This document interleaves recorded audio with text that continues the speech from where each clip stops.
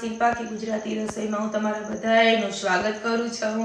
આજે હું નવી રેસીપી સાથે આવી ગઈ છું। આજની જે રસોઈ છે સન્ડે સ્પેશિયલ છે બાળકોની, તે છે પુલાવ રાઈસ। તો ચાલો મિત્રો આપણે પુલાવ રાઈસ માટે આપણે જે ગાજર છે, પછી લીલા વટાણા છે, કોબી છે, પછી લીલી ડુંગળી છે, પછી મરચા છે, કેપ્સિકમ છે, બી કાઢીને મેં સ્લાઇસ કરી છે, ટોમેટા છે એ પણ એવી જ રીતના મોટી સાઈઝ ના કટિંગ કર્યા છે। આપણે આજે શેજવાન મસાલો આવે છે રાઈસનો તે, પછી સ્વાદ અનુસાર નિમક, આ આપણે આદુ અને તીખું મરચાની પેસ્ટ છે અને હિંગ, અને આપણા આ જે રાઈસ છે આને મેં 2 થી 2.5 કલાક પહેલા જ બનાવીને રાખ્યા છે। આ આપણે ઠંડા જોશે તો જ એકદમ સરસ છૂટા બનશે। તો હવે આપણે તૈયારી કરી દઈએ।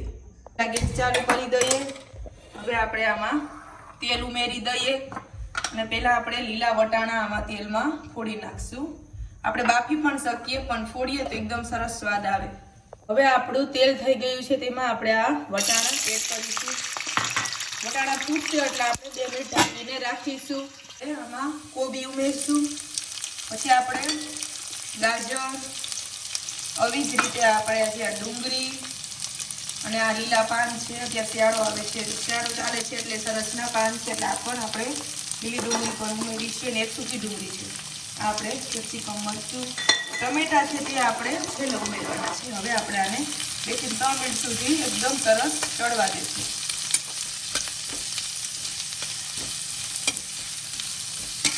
આપણે આવી રીતે જો મિક્સ વેજીટેબલ આમાં બધા એડ કર્યા છે અને હજી આપણે એવી રીતના 2 થી 3 મિનિટ સુધી સાતળવાનું છે। હવે આપણે જોઈ શકો છો ડુંગળી, પછી વટાણા, ગાજર, મરચા, કોબી બધું એકદમ સરસ ચડી ગયું છે। હવે આપણે આમાં રાઈસ આમાં એડ કરી દઈશું। મેં આપણે આ પુલાવ ભાત છે, પણ તમે આને આપણે ચાઇનીઝ રાઈસ પણ કરી શકીએ, કારણ કે બધા આપણે એ જ મસાલા આમાં એડ કરીશું। પણ ચાઇનીઝ રાઈસ અમે તો નવી વેરાયટી બનાવીએ છીએ, તે તમને હું જરૂરથી શીખડાવીશ। હવે આમાં આપણે બધા મસાલા એડ કરીશું।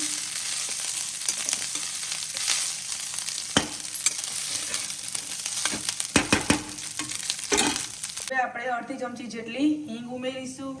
સ્વાદ અનુસાર આપણે નિમક એડ કરીશું, મેં રાઈસમાં નાખ્યા હતા એ પ્રમાણે। પછી આપણે અડધી ચમચી જેટલી હળદર, અને આ આપણે હવે ટમેટા એડ કરીશું, અને આપણે 1 ચમચી જેટલું આ શેજવાન રાઈસનો જે મસાલો આવે છે તે 2 ચમચી જેટલું ઉમેરશું, જે બાળકોને અતિશય પ્રિય હોય અને એકદમ ચટાકેદાર ભાવે। મેગી મસાલાનો છે તે પણ આમાં મસાલો એડ કરીશું, જેથી આ બાળકોને ખૂબ જ પ્રિય હોય એટલે એકદમ સરસ ભાવે। હવે હું આને પાછું એકદમ સરસ હળવે હાથે હલાવી લઈશ।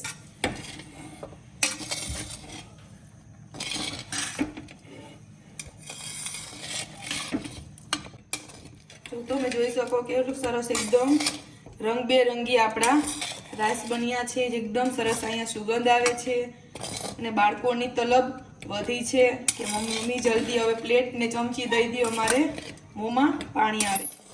આમ તો સન્ડેને દી આપણે બાળકોને અલગ અલગ ફરમાઈશ હોય જ છે, અને આપણે શિયાળામાં આ બધું મળતું હોય વેજીટેબલ, એટલે આપણે રાઈસ આપણે બનાવીએ તો આ બધા વેજીટેબલ બાળકો ખાઈ શકે, એટલે જરૂરથી ટ્રાય કરજો, કેવા બન્યા તે જરૂરથી કહેજો। હવે આપણે આને પ્લેટમાં લઈ લઈ।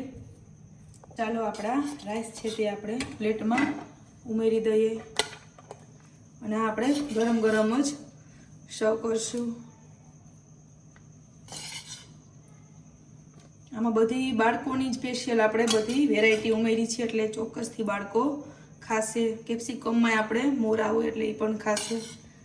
ટમેટાનો પહેલાં આપણે હવે ધાણા ભાજીથી સરસ ગાર્નિશિંગ કરી દઈએ, અને આપણે ઉપરથી લીંબુ નીચોવી દઈએ।